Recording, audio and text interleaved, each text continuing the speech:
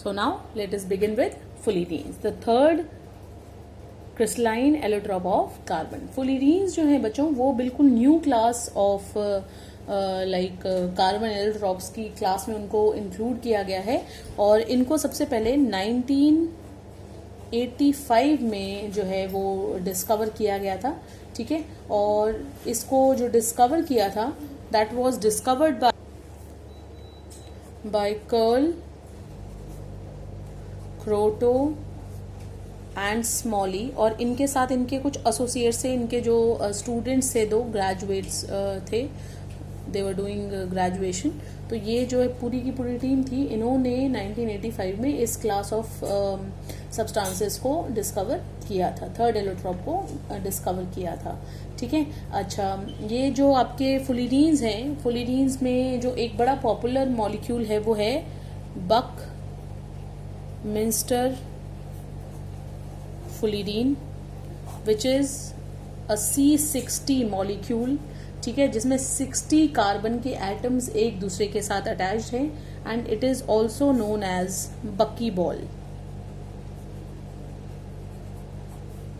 ठीक है, ये जो बकी बॉल है इसके अंदर जो कार्बन के एटम्स एक दूसरे के साथ अटैच्ड हैं वो बिल्कुल उसी तरह से ट्राइगोनल, प्लेनर ट्राइगोनल स्ट्रक्चर से ही अटैच्ड हैं, लेकिन उसके साथ हेक्सागन के साथ साथ इनके अंदर कुछ पेंटागन्स भी प्रेजेंट है. There are 20 hexagons. ठीक है, एंड देयर आर 12 पेंटागॉन्स. और इसी वजह से जो है ये जो आपकी C60 मॉलिक्यूल है, C60 मॉलिक्यूल में कार्बन के एटम प्लेनर शीट की तरह से नहीं है, बल्कि इनका एक सॉकर बॉल के जैसा या फुटबॉल के जैसा इनका स्ट्रक्चर है. ठीक है, सो याद रखने वाली चीज 20 हेक्सागन्स एंड 12 पेंटागन्स, यानी 5 मेंबर वाली रिंग्स हैं 12 और 6 मेंबर वाली रिंग है इसमें 20. ओके.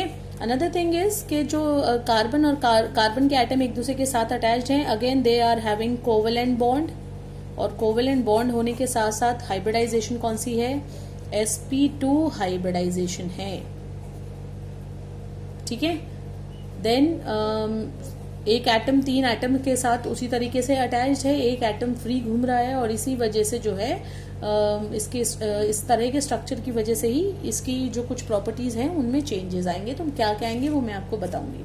अच्छा, इनके अंदर जो आपके टोटल 60 वर्टिसेस हैं, बकी बॉल की बात हो रही है, C60 है तो मतलब 60 वर्टिसेस हैं. ठीक है, और उन 60 वर्टिसेस के साथ साथ जो कार्बन और कार्बन के बीच में बॉन्ड है वो सिंगल भी है, as well as double bond भी एग्जिस्ट कर रहा है. जब कार्बन सिंगल बॉन्ड है तो वहां पर बॉन्ड लेंथ है बच्चों 145.3 एंगस्ट्रॉम. ठीक है, और सॉरी जो पिकोमीटर. और अगर कार्बन कार्बन डबल बॉन्ड की हम बात करें तो वहां पर डिस्टेंस जो या बॉन्ड लेंथ जो है वो है 1.38 एंगस्ट्रॉम लिख सकते हैं, या फिर लिख सकते हैं 138 picometer. So these are the bond lengths. ठीक है, स्ट्रक्चर के बारे में बता रही हूँ मैं आपको, तो स्ट्रक्चर में ये सारी चीजें इंक्लूडेड रहती हैं. अच्छा, मैंने एक चीज आप लोगों को और भी बताई थी जब मैंने एलोट्रॉप्स के बारे में आप लोगों को बताया था कि ये जो नाम इसको बकमिंस्टर फुलिरीन दिया गया है, ये it is not on the name of the scientist who discover this molecule, but it is on the like giving honour to an American architect जिन्होंने इस तरह के जो है स्ट्रक्चर्स डिज़ाइन किए थे. आर्किटेक्चर में उन्होंने जो है डोम शेप्ड जो है स्ट्रक्चर्स बनाए थे, तो उन्हीं को ही जो है ऑनर करते हुए इसका नाम बकमिंस्टर फुलिरीन रखा गया. ठीक है, वैसे जो बकमिंस्टर जो है वो आर्किटेक्ट थे. ठीक है, he was not scientist. Now इसके बाद जो है कुछ और चीज़ें भी मैंने आपको बताई थी इसी में, और मैं वही बातें आपको और बताती हूँ कुछ और, कि ये जो आपका बकमिंस्टर फुलिरीन है इसी के जैसे बाद में कुछ और मॉलिक्यूल्स भी आइडेंटिफाई किए गए, जिनमें से एक और बड़ा पॉपुलर मॉलिक्यूल है C70. ठीक है, तो जो C70 मॉलिक्यूल है उसका जो शेप है वो कुछ आपके हैंड बॉल के जैसा है, एलिप्सॉइडल शेप. 70 वर्टिसेस हैं इसके अंदर. ठीक है, और इसके अंदर भी जो 5 मेंबर्ड रिंग्स यानी पेंटागन्स हैं वो हैं बच्चों सेम नंबर यानी 12, लेकिन जो आपके हेक्सागन्स है ना, वो हेक्सागन्स का नंबर यहाँ पर डिफरेंट है। उसमें कितना था, 20 था, और यहाँ पर कितना है, 25 है। ओके, तो जितने भी C60 में हैं वो सारे के सारे पेंटागन्स, जितने भी पेंटागन्स हैं वो सारे हेक्सागन्स के द्वारा आइसोलेटेड है, यानी कोई भी दो पेंटागन अपने आसपास एक दूसरे के एडजेसेंट नहीं है, उनके बीच में कोई ना कोई हेक्सागन जरूर प्रेजेंट है। Now let's talk about its properties. What are the properties of fullerene. ठीक है, सबसे पहली बात है कि जो फुलिरीन है, क्योंकि कोवेलेंट है इसलिए it is soluble in organic solvents. Organic substances में सॉल्यूबल है, वाटर में सॉल्यूबल नहीं है। दूसरी बात, ये जो आपके C60 मॉलिक्यूल, ये जो फुलिरीन्स हैं, fullerenes react with alkali metals like potassium, sodium, ठीक है, इनके साथ रिएक्ट करते हैं एंड फॉर्म फुलेराइड्स। जो कंपाउंड्स बनते हैं वो उनको बोला जाता है फुलेराइड्स।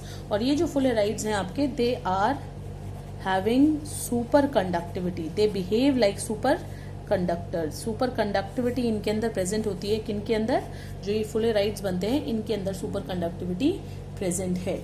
ओके, जैसे आपका मॉलिक्यूल इस तरीके से इसको रिप्रेजेंट कर सकते हैं, K3C60। तो ये जो आपका है मॉलिक्यूल, ये 18 केल्विन या उससे नीचे अगर हम टेम्परेचर करते हैं तो ये सुपर कंडक्टर की तरह से बिहेव करता है, यानी इसमें कोई रेजिस्टेंस नहीं है, ये अपने आप में से करंट को बहुत ईजिली फ्लो करने देता है। ठीक है, अच्छा, इसके अलावा it can also form complexes with platinum. Platinum metal के साथ भी ये रिएक्ट कर जाता है। वैसे तो प्लैटिनम जो है हमें पता है कि it is a Nobel metal, it does not react, लेकिन C60 या ये आपका जो बकमिंस्टर फुलिरीन है ये प्लैटिनम के साथ रिएक्ट करता है।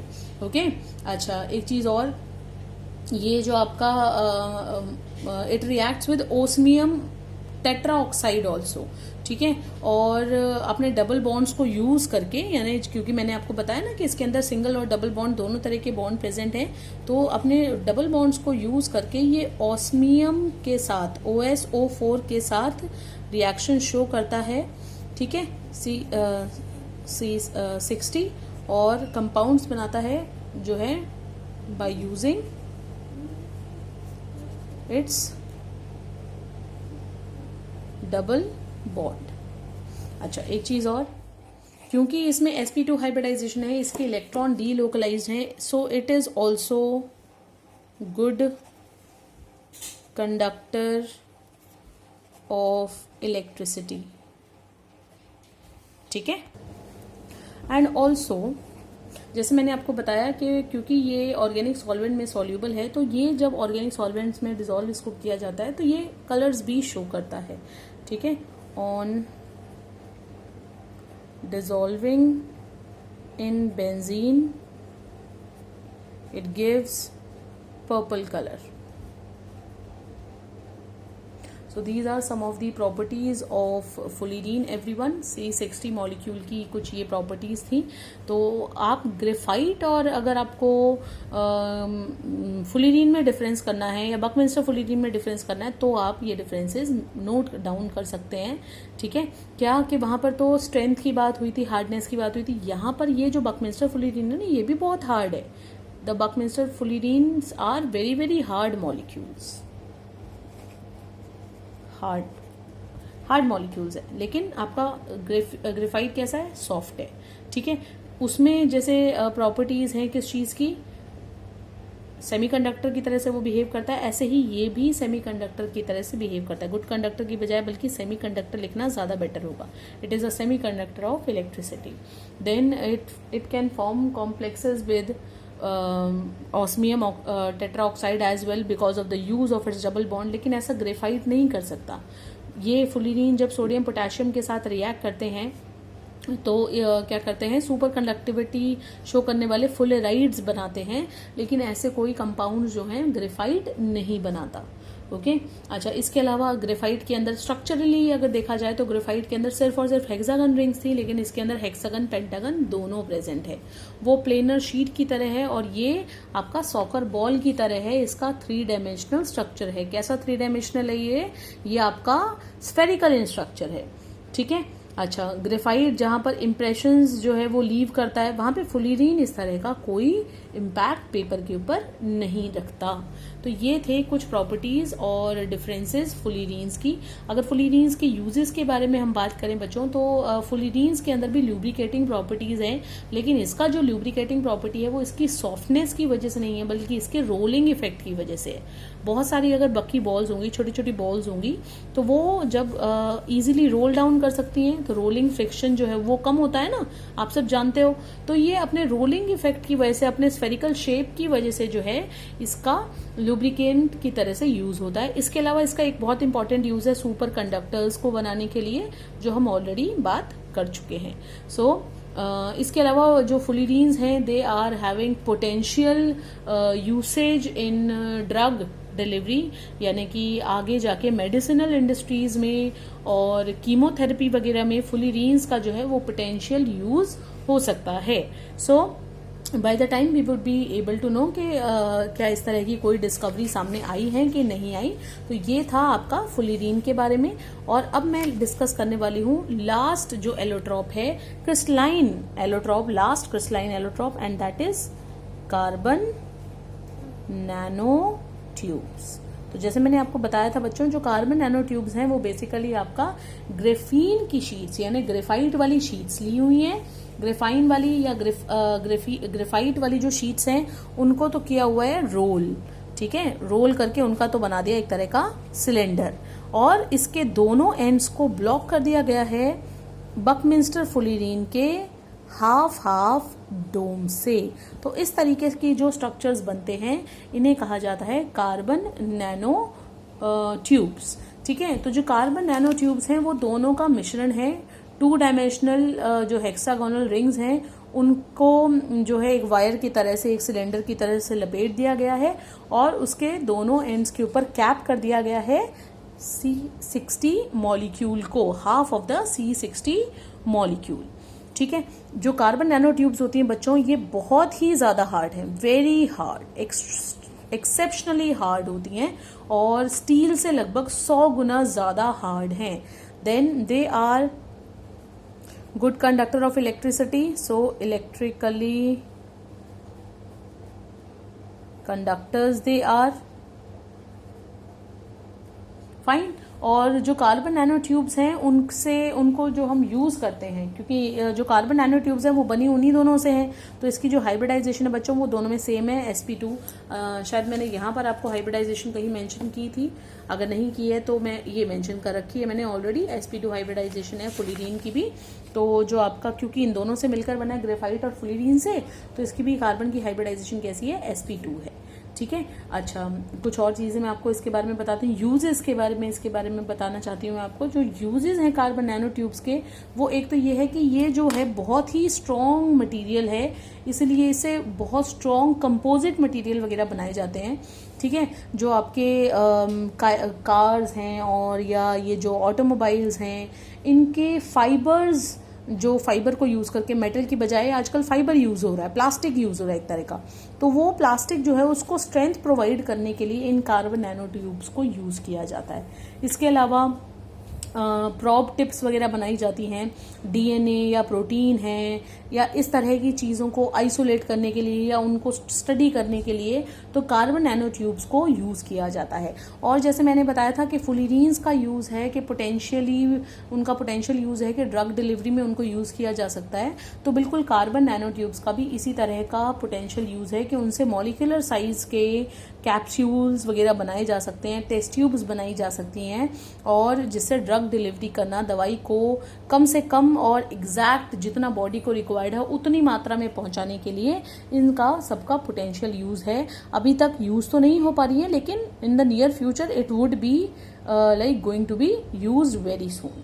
ठीक है। अच्छा, एक चीज़ मैं इस लेक्चर को वाइंड अप करने के लिए आप लोगों को और बताऊंगी कि जो आपका ग्रेफाइट है और डायमंड है, ऑल्दो हम लोगों ने फुलिरीन्स वगैरह की बात अब कर ली है, लेकिन फिर भी मैं डायमंड और ग्रेफाइट के बारे में एक एडिशनल पॉइंट और ऐड कर रही हूँ इस वीडियो में। आप ध्यान से सुनिएगा सभी कि जो ग्रेफाइट है वो डायमंड से थर्मोडायनेमिकली ज़्यादा स्टेबल है। याद रखना, थर्मोडायनेमिकली स्टेबल मतलब अगर ग्रेफाइट और डायमंड का कंपैरिजन किया जाए कि रूम टेम्परेचर पे आपको, या थर्मोडायनेमिकली अगर हम बात करें तो किसकी फिजिबिलिटी ज़्यादा है एग्जिस्ट करने की, तो जो किसकी स्टेबिलिटी ज़्यादा है, ग्रेफाइट की ज़्यादा है। Graphite is thermodynamically more stable then diamond, ठीक है। और इसका रीज़न ये है कि उसका जो फ्री एनर्जी ऑफ फॉर्मेशन है वो आपके डायमंड से लगभग 2 किलो जूल पर मोल, एग्जैक्टली बोलूँ तो 1.9 किलो जूल पर मोल है।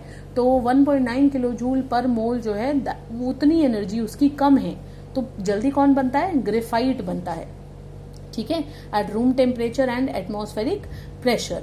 और डायमंड को अगर ग्रेफाइट में कन्वर्ट करना है तो वो फेवरेबल तो है, लेकिन उसके लिए बहुत ज़्यादा हाई एनर्जी की रिक्वायरमेंट होती है, high energy of activation required होता है, ठीक है। लेकिन अगर इसका रिवर्ट करना हो, यानी कि कन्वर्जन करना हो ग्रेफाइट का इनटू डायमंड, तो वो थर्मोडायनेमिकली पॉसिबल है, लेकिन सिर्फ तभी होगा जब आपने प्रॉपर कंडीशंस दी होंगी। और वो प्रॉपर कंडीशंस हैं कि टेम्परेचर आपको देना पड़ेगा लगभग 1900 केल्विन के आसपास हीट करना पड़ेगा ग्रेफाइट को, और इसके साथ साथ लगभग 50 से 60,000 एटमॉस्फेयर का प्रेशर भी देना पड़ेगा, तब जाके ग्रेफाइट को डायमंड में कन्वर्ट किया जा सकता है, ठीक है।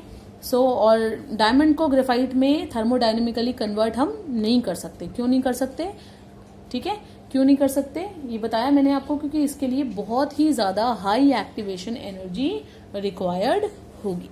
So everyone, this is all about the various allotropes of carbon only in the crystalline form, ठीक है। अब नेक्स्ट वीडियो में मैं पोस्ट करूंगी, आप लोगों को बताऊंगी कि what are the various amorphous allotropes of carbon, और वो कैसे ऑब्टेन किए जा सकते हैं, या कौन कौन से अलग अलग जो हैं एलोट्रॉप्स हैं। सो that's all for today everyone. Do prepare these notes and do prepare the topic side by side. Thank you everyone. Have a nice day.